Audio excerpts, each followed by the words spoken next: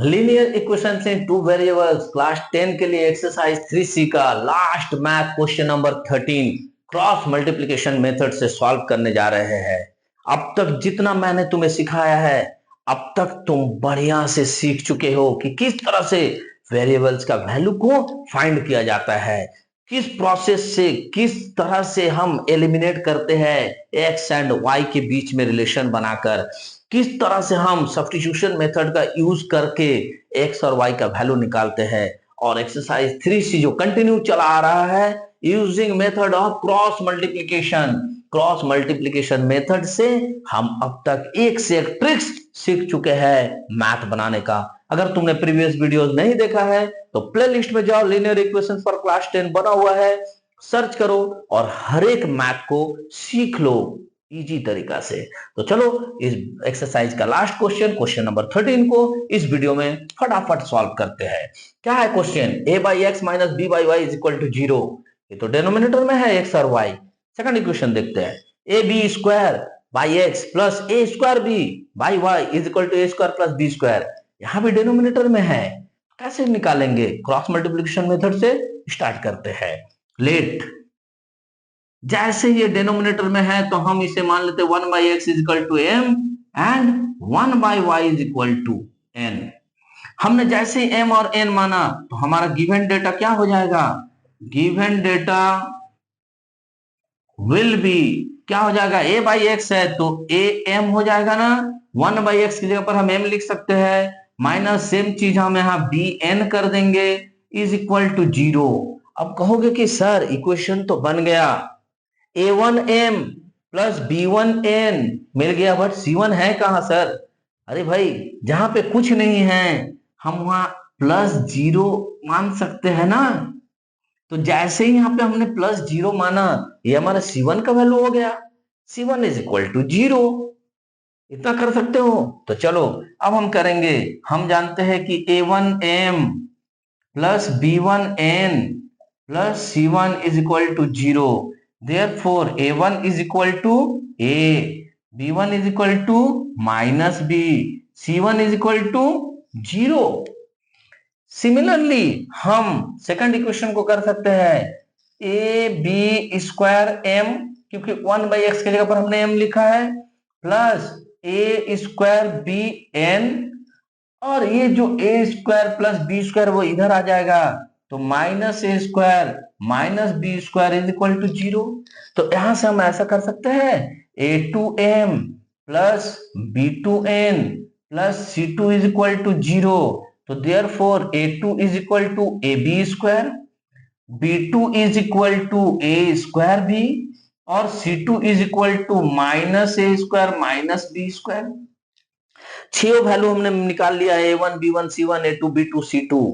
तो हमें पता है हमें करना क्या है। हम जानते हैं कि m by b1 c2 minus b2 c1 n by c1 a2 minus c2 a1 1 by a1 b2 minus a2 b1।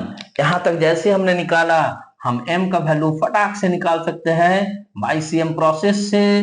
करेंगे तो ये ऊपर चला जाएगा, ये नीचे रह जाएगा a1 b2 minus a2 b1 is equal to, बस वैल्यू तो पुट करना है। b1 कितना है? माइनस b, c2 कितना है? Minus A square minus B square, minus b2 कितना है? ए स्क्वायर b, और c1 कितना है? c1 तो अपना 0 है, divided by a1 b2, a1 कितना है? a, b2 कितना है? ए स्क्वायर b, माइनस a2 कितना है? A B square, into b1 कितना है? Minus b। हमने ये वैल्यू को पुट किया तो यहां क्या मिलेगा? माइनस माइनस प्लस, यानी कि प्लस ए स्क्वायर बी, फिर minus minus plus b cube. ये तो 0 हो जाएगा ना, ये टर्म जिसके साथ भी 0 को मल्टीप्लाई किया जाता है वो 0 हो जाता है, तो ऊपर और करने की जरूरत है नहीं। अब हम लोग नीचे सॉल्व करके देखते हैं क्या हो जाएगा। A cube B minus minus plus A B cube, तो इजिकल टू इसे सॉल्व करेंगे तो ध्यान से अगर देखें तो इससे भी b और इससे भी b कॉमन जाएगा ना, तो b कॉमन ले लेते हैं तो क्या बचेगा यहाँ a square plus B square, नीचे भी b कॉमन जाएगा a b कॉमन जाएगा तो यहाँ क्या बच जाएगा a square plus B square, तो a square plus B square cut गया यानी m का वैल्यू क्या निकला, ये b कट गया, m का वैल्यू निकला 1/a। तो m का वैल्यू निकल गया, हम n भी निकाल सकते हैं तो हम n निकाल लेते हैं। Now n is equal to क्या हो जाएगा, ये टर्म ऊपर चला जाएगा c1a2 minus c2a1 divided by ये रह जाएगा a1b2 माइनस a2b1। तो यहां पे वैल्यू पुट कर देते हैं, c1 कितना है 0 इंटू a2 कितना है ab स्क्वायर माइनस c2 कितना है minus a square minus B square into a1 कितना है a डिवाइडेड बाई a1b2 यही आ जाएगा a into a square b minus a B square into minus b. तो इसे सॉल्व कर लेते हैं, ये तो 0 हो जाएगा 0, ये क्या हो जाएगा minus minus plus A cube, ये क्या हो जाएगा minus minus plus A B square divided by यहाँ क्या बच जाता है A cube B minus minus plus यहाँ क्या बच जाता है ए बी क्यूब। तो ये तो 0 हट गया, यहां से हम क्या कॉमन ले सकते हैं, यहां से हम कॉमन ले सकते हैं a, तो बच जाएगा a square plus B square, यहां से हम ए बी कॉमन ले सकते हैं तो बच जाएगा a square plus B square, a square plus B square term खत्म, ए खत्म, तो क्या बच गया n is equal to 1/b।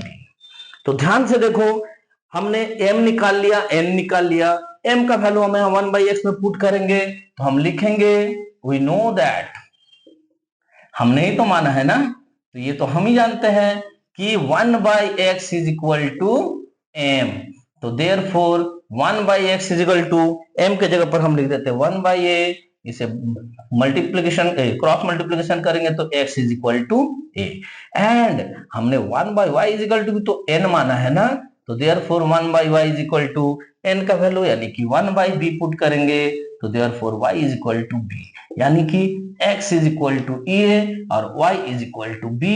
ये हमारा क्वेश्चन नंबर 13 का सॉल्यूशन।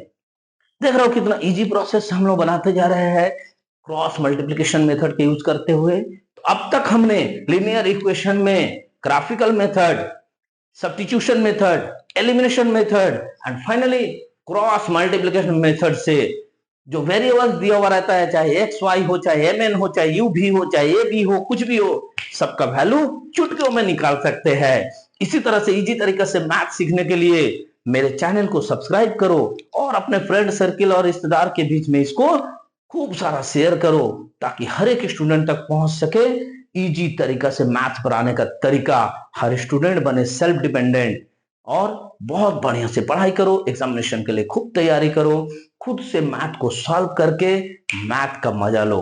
मिलते हैं नेक्स्ट वीडियो में, तब तक के लिए जय हिंद जय भारत।